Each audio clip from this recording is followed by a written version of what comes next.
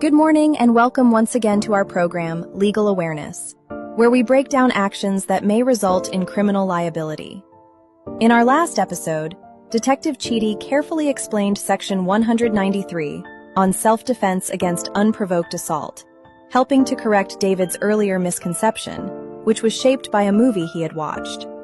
Detective, your last response focused on situations where an individual is attacked without any provocation. However, let's consider a different angle.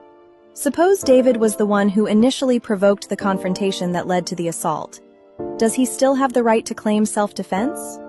In other words, can a person rely on self-defense when they contributed to or triggered the conflict in the first place? This is a scenario many people may find themselves in, and understanding the legal position could make all the difference. Thank you for having me again. If I understand you, you're asking whether someone can claim self-defense after provoking a conflict.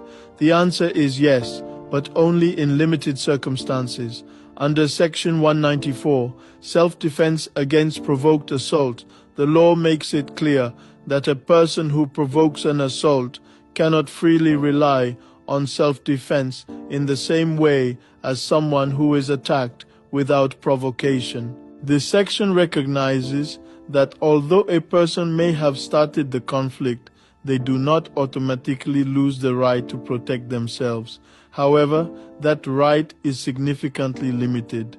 If a person initiates an assault with the intention to cause death or grievous harm, and the other party responds, the aggressor cannot justify causing death or grievous harm in return. For self-defense to apply in a situation of provoked assault, two key conditions must be met. First, the person who provoked the assault must have withdrawn from the conflict in good faith, meaning they clearly attempted to stop the fight.